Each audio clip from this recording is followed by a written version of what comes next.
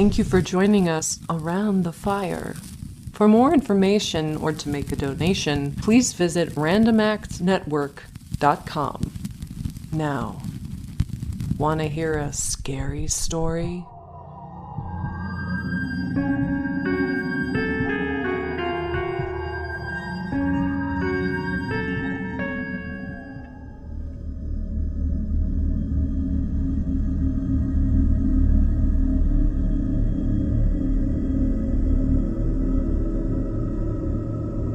Once upon a midnight fury, while I pondered weak and weary over many a quaint and curious volume of forgotten lore, while I nodded, nearly napping, suddenly there came a tapping, as of someone gently rapping at my chamber door.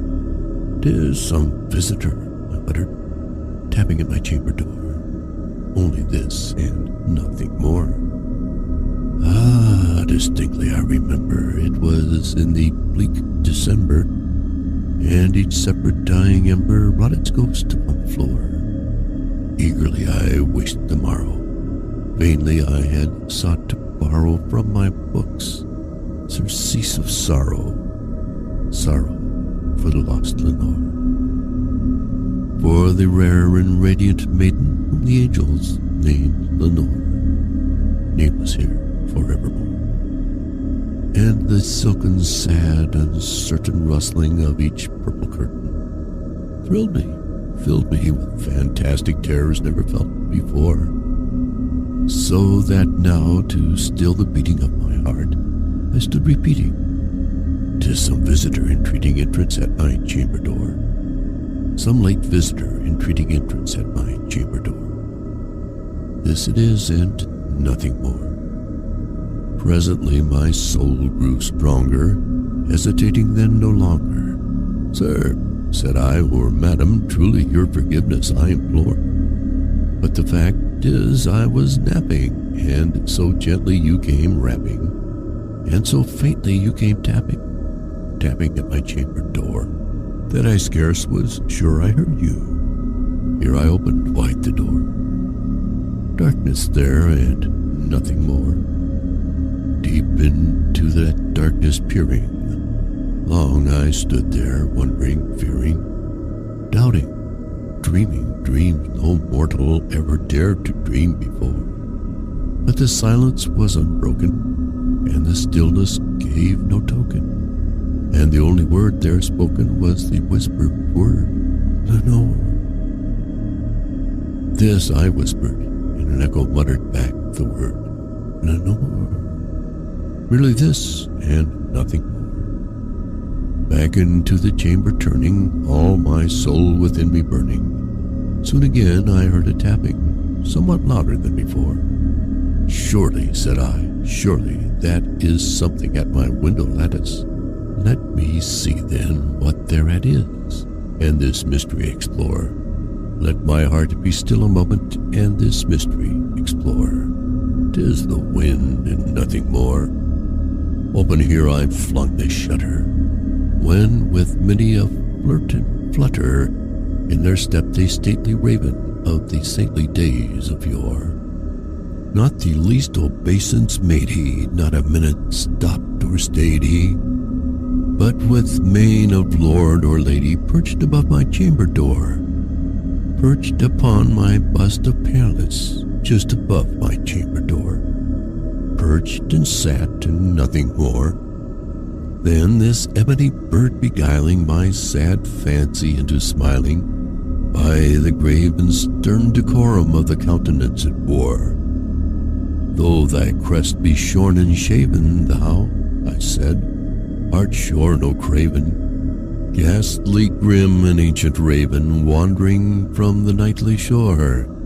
Tell me what thy lordly name is on the night's Plutonian shore." Quoth the raven, "Nevermore."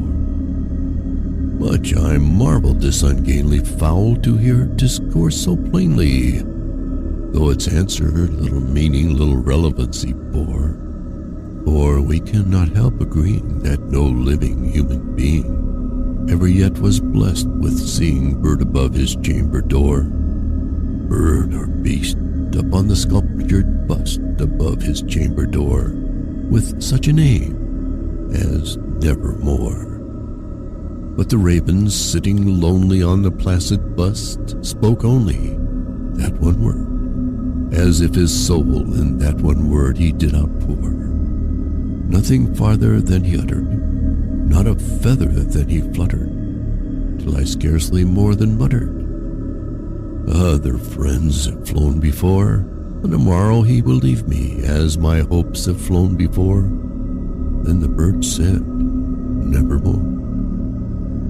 Startled at the stillness broken by reply so aptly spoken, "Doubtless," said I, "what it utters is its only stock in store, caught from some unhappy master, whom unmerciful disaster followed fast and followed faster, till his songs one burden bore, till the dirges of his hope that melancholy burden bore, of nevermore." But the raven, still beguiling all my sad soul into smiling, straight I wheeled a cushioned seat in front of bird and bust and door. Then upon the velvet sinking, I betook myself to linking fancy unto fancy, thinking what this ominous bird of yore, what this grim, ungainly, ghastly, gaunt, and ominous bird of yore meant in croaking "Nevermore."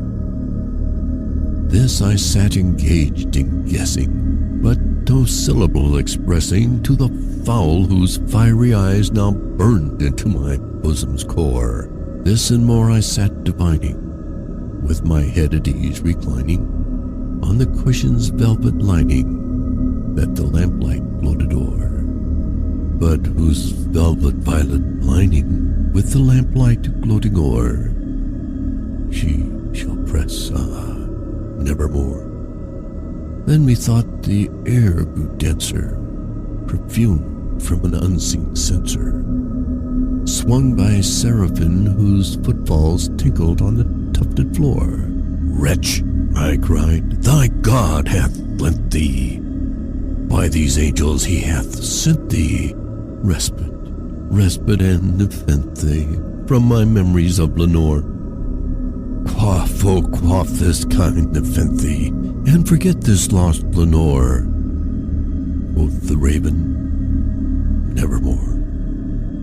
"Prophet," said I, "thing of evil, prophet still, if bird or devil, whether tempest sent or whether tempest tossed thee here ashore, desolate yet all undaunted, on this desert land enchanted, on this home by horror haunted, tell me truly, I implore, is there a balm in Gilead?